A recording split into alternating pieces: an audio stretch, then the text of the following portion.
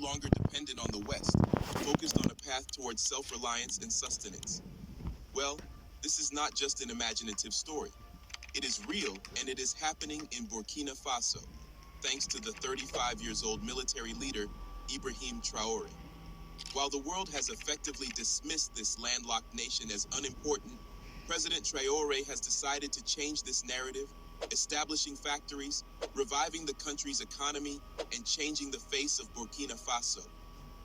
In today's video, we are going to show you some of the remarkable achievements made by Traore since he came into power and how Shuma Konkonkotv suni sabredi ensama toto dra ene de yede atomo a ye ba bekenkan ede amamwo no de yede brewi ene ye ko Burkina mind mu na ye hwe wo mampani His Excellency Ibrahim Traore ene papa yi anwade asronko a woye wo nukro ni mpuntu a woye apo abrofo emmoa na wono ankasa gina ne de so ye de aboa ne kuro na bibrem ha nipa bebre ahyase hu se enche ehobe te se kane Libya senya na esitia nkrofo tu bata fra bibrem ha na o masa kopie mu ewo Libya ho no saa na be ye fi se wo hwe Ibrahim Traore ne modemmo ne media wode eba ene niema a wo ye wo kuro no so a edutwem obehu se be duru da bi no obi etene mamu wa bibrem ha ya osemi tu bata okɔhin osemi kɔ Burkina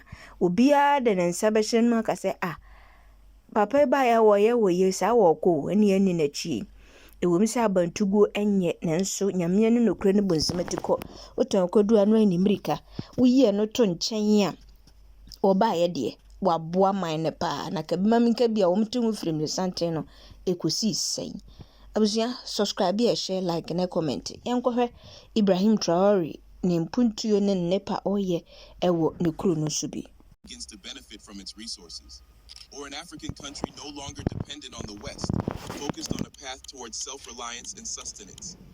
Well, this is not just an imaginative story. It is real, and it is happening in Burkina Faso, thanks to the 35-years-old military leader, Ibrahim Traore. While the world has effectively dismissed this landlocked nation as unimportant, President Traore has decided to change this narrative, establishing factories, reviving the country's economy, and changing the face of Burkina Faso. In today's video, we are going to show you some of the remarkable achievements made by Traore since he came into power and how far Burkina Faso has come. When you talk about the top guns in Africa, Nigeria, South Africa, and Egypt are the ones that are mentioned because of their large economy, population, and general status in the international community. No one talks about Burkina Faso except to mention that it is one of the poorest countries in the Sahel region, where there is no water, no electricity, and school children do not go to school. And they would have been correct. You see, Nigeria may have been called the giant of Africa for decades, but at one point in history before October 15, 1987, Burkina Faso would have certainly taken that position in Africa. And it's not because they had a large population like Nigeria. No, it's simply because of one man who dared to be different, Thomas Sankara, the revolutionary hero of Burkina Faso. This man came into power through a coup and stayed for just 4 years until he was assassinated by his closest friend Blaise Compaoré together with France. But in those 4 years, this man was able to transform Burkina Faso from a country scarred by the ravages of French colonialism and dependent on foreign aid to one that was self-sufficient at that time. He was at the forefront of women's liberation and paved the path for female entry into government positions. He initiated a nationwide illiteracy campaign, planted trees to curb desertification, and vaccinated millions of children against meningitis, yellow fever, and measles.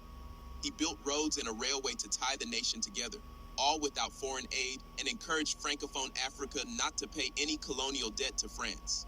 He was set on making Burkina Faso a force to be reckoned with in Africa, but unfortunately, all his plans were cut short after he was assassinated and his so-called friend Blaise Compaoré took over the helm of power in Burkina Faso.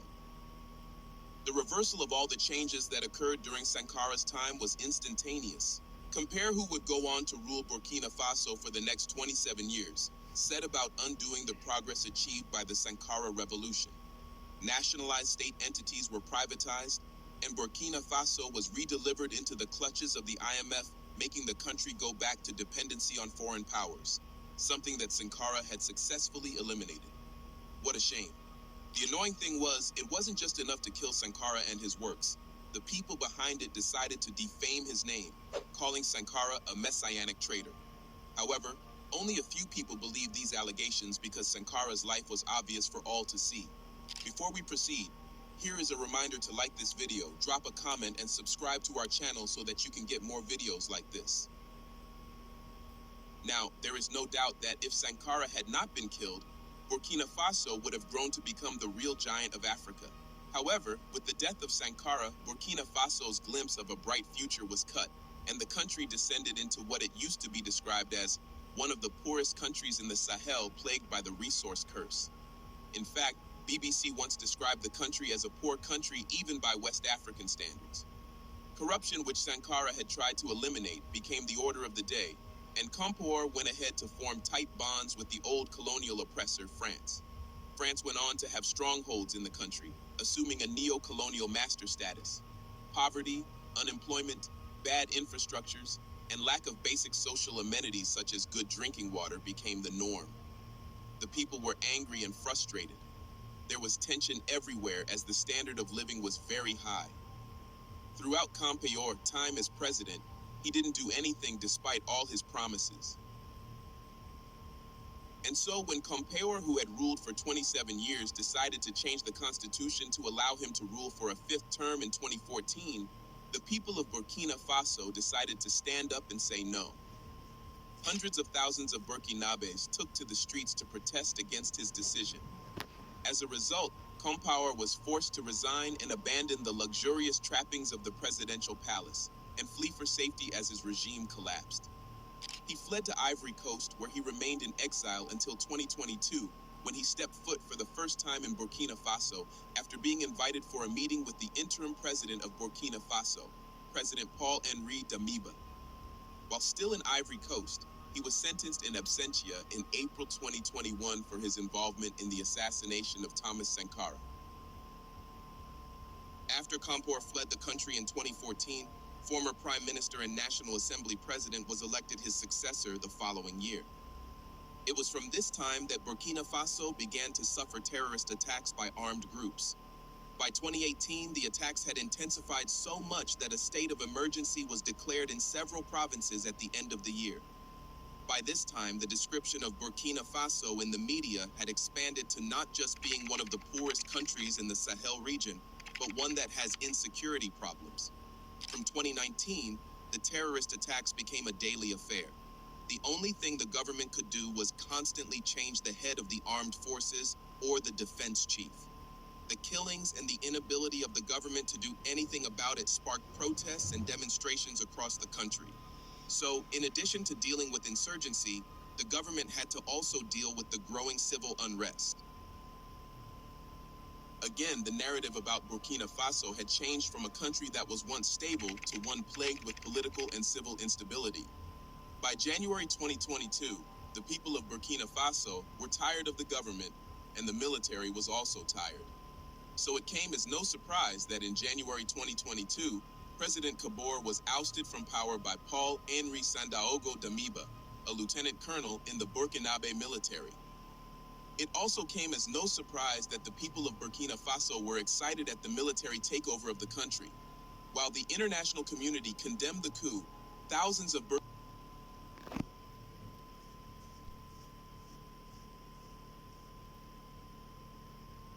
Burkinabés took to the streets to express their support for the military government. They saw the coup as a sign that things were going to change.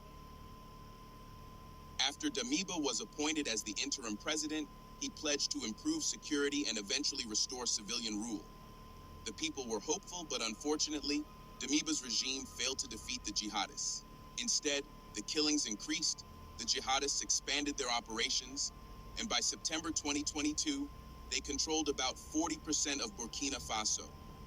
This led to tensions in the military, with some believing that the reason why the jihadists were able to expand was because Damiba did not focus on the insurgency problem. And so, on September 30th, 2022, Damiba was ousted from power by a formidable force, Ibrahim Traore, with other junior officers. Unlike all the other leaders who had ruled Burkina Faso since the death of Thomas Sankara, Ibrahim Traore, with his actions and speech, proved that he is of a different breed. His actions and personality have made people compare him to Burkina Faso's hero, Thomas Sankara. Shockingly, both of them have a lot in common. At age 34, Traore became the youngest president in the world after he was appointed as interim president of Burkina Faso, following the overthrow of Damiba's government. Unlike his predecessors, his rise to power has altered the course of Burkina Faso and set the country on a different path, a path to greatness. Observing his words, personality, and actions, people can't help but conclude that he is Thomas Sankara come to life. One of his early statements after he came into power was, "I know that I am younger than most of you here. We did not want what happened, but we did not have a choice."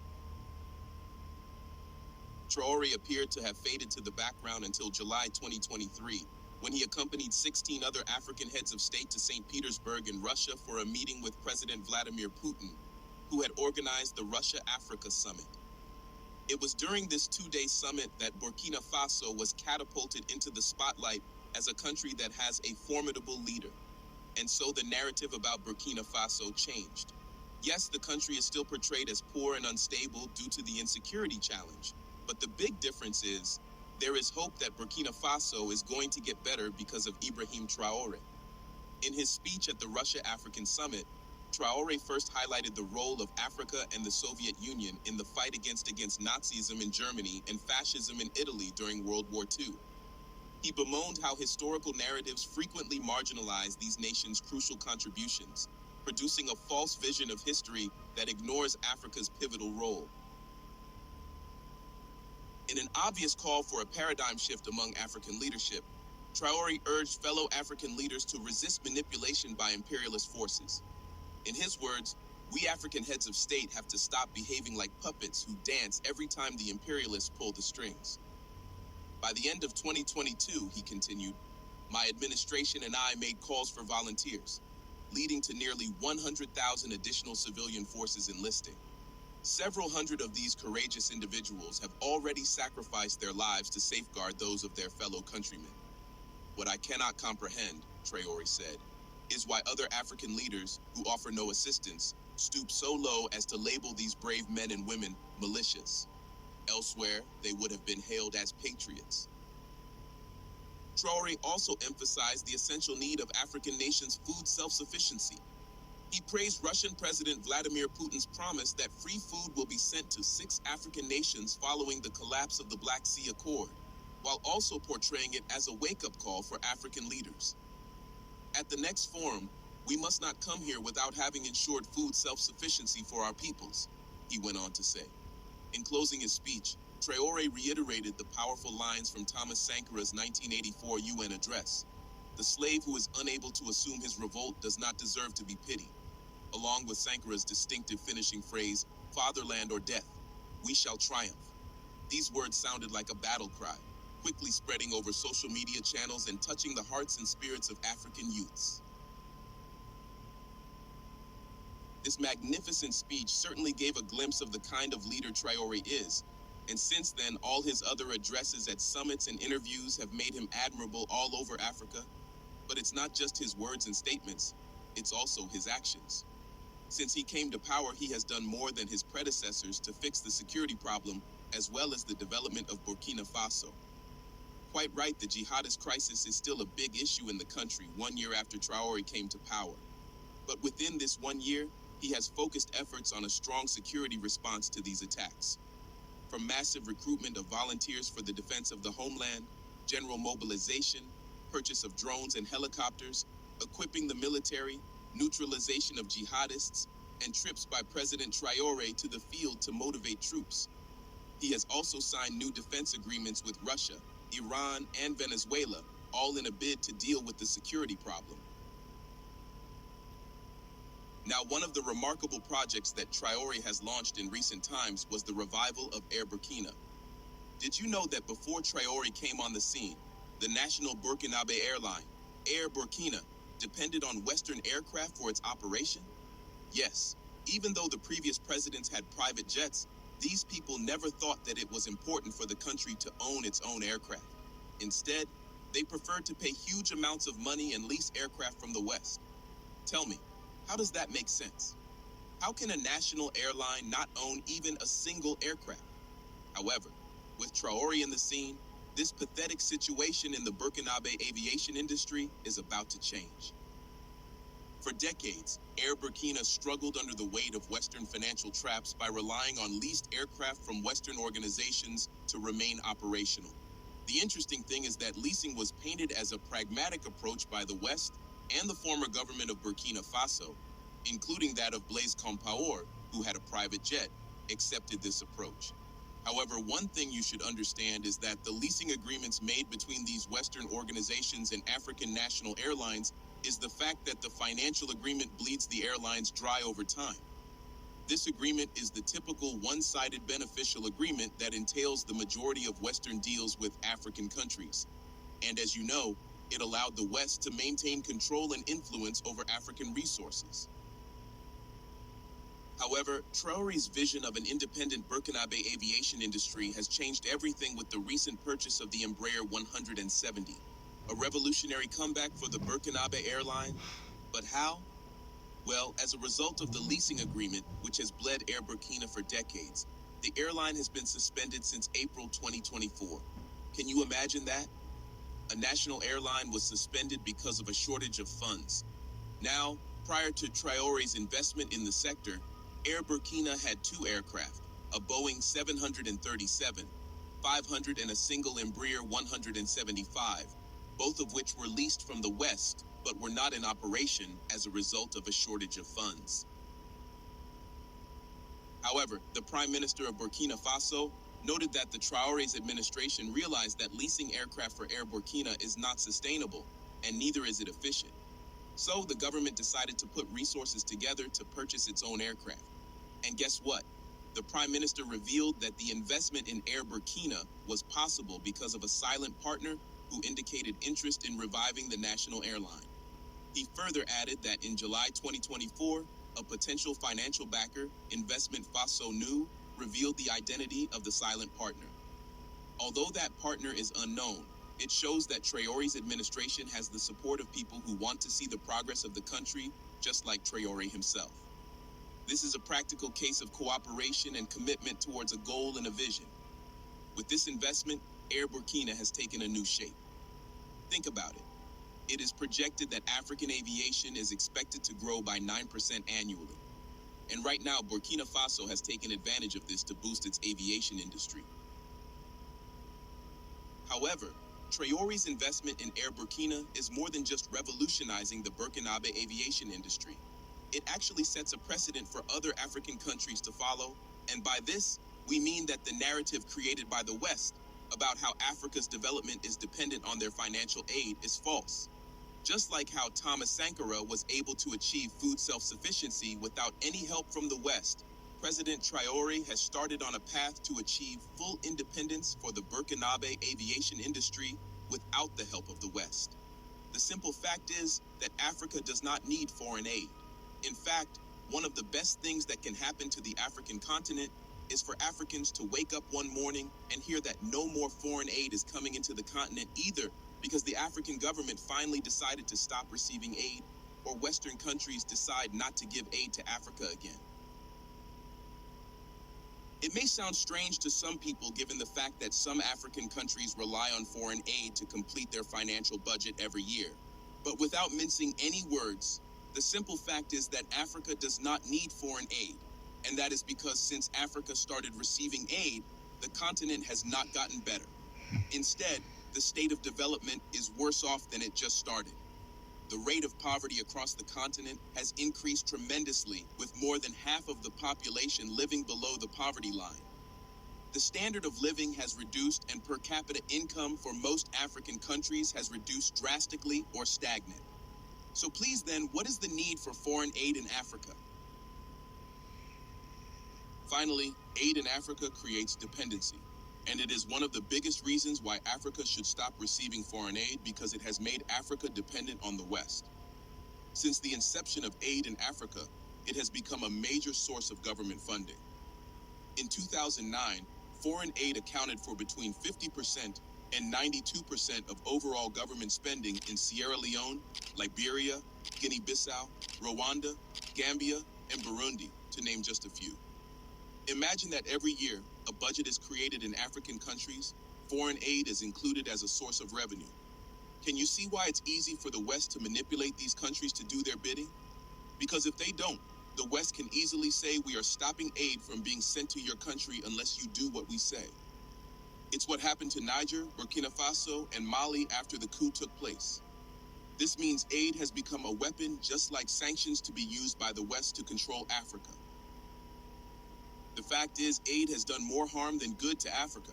It has made Africa...